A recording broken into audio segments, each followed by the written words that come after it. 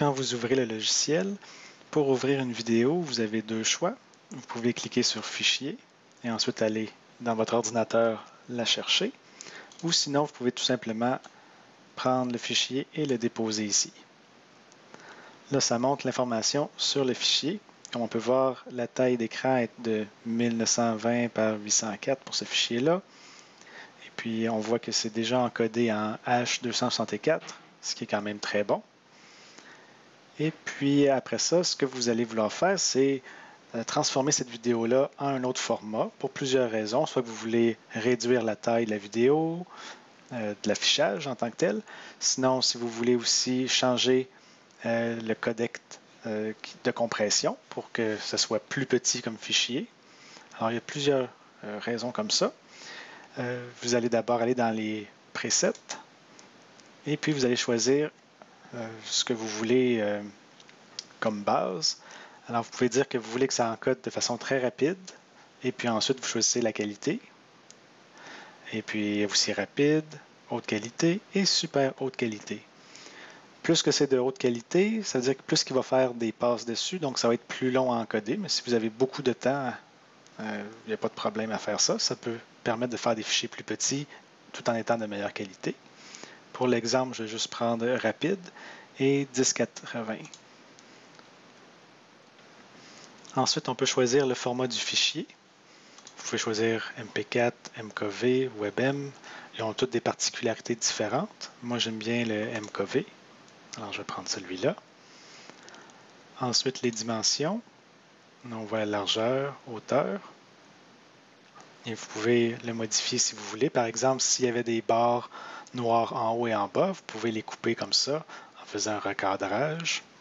Et à chaque fois que vous faites un changement comme ça, vous pouvez toujours appuyer sur un aperçu pour voir de quoi ça a l'air. Donc, s'il y avait des rebords noirs, vous pouvez le modifier jusqu'à temps que vous ne les voyez plus.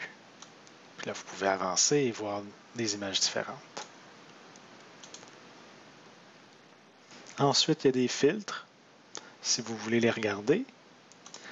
Ensuite, pour la vidéo, là, c'est là que vous allez choisir quel codec vous voulez utiliser.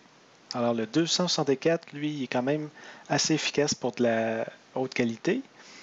Par contre, si vous voulez des fichiers plus petits, il y a le H265 qui existe, qui est la prochaine version. Puis sinon, ces deux-là, ils ont quand même un brevet dessus. Alors, si vous voulez un qui n'a pas de brevet, vous pouvez regarder ceux de Google, le VP8, VP9. Par contre, eux autres, ils prennent beaucoup plus de temps à processer. Si vous voulez que le plus de matériel possible puisse le voir, ben, choisissez le H264 parce que c'est assez commun maintenant, puisque ça fait beaucoup d'années qu'il existe. Vous pouvez ensuite choisir un peu la qualité que vous voulez. Et si on continue, dans l'audio, si vous avez un fichier source qui a plusieurs langues, comme français, anglais, vous pouvez en enlever, par exemple en cliquant sur le X. Si vous voulez en ajouter, vous allez en ajouter une piste, une nouvelle piste, et puis c'est là que vous choisissez. Il pourrait en avoir plusieurs. Sinon aussi, ce que vous pouvez faire, si vous voulez toutes, vous pouvez dire ajouter toutes les pistes restantes. Puis là, vous pourriez après ça effacer celles que vous voulez enlever. Donc vraiment, ça s'enlève assez facilement. Puis c'est la même chose pour les sous-titres.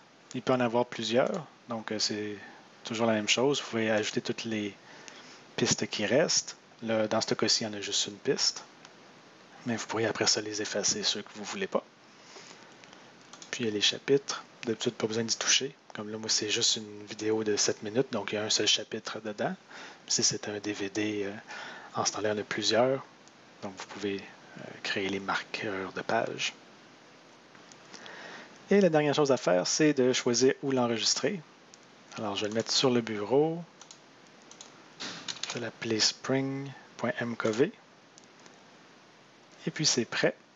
Là, on peut soit l'ajouter à la file, si vous en avez plusieurs que vous voulez préparer d'avance, et ensuite démarrer la file en faisant démarrer l'encodage, ou si vous en avez juste une, comme moi présentement, vous faites démarrer, et puis là, vous attendez. Alors, selon l'encodage que vous avez choisi et la qualité, vous allez voir combien il y a de passages. Donc là, il est à 1 de 1. Et puis, on peut voir un peu comment que ça progresse. On a le temps écoulé et puis une estimation du temps restant. Maintenant que c'est terminé, on peut voir la vidéo ici. On va regarder la taille pour le plaisir. En fait, maintenant, elle est plus grande que celle qui était avant. Ça passait de 88 à 130, donc ça veut dire que je n'ai pas choisi nécessairement des bonnes configurations. Mais bon, au moins ça l'a quand même transcodé en tant que tel. Et ça fonctionne.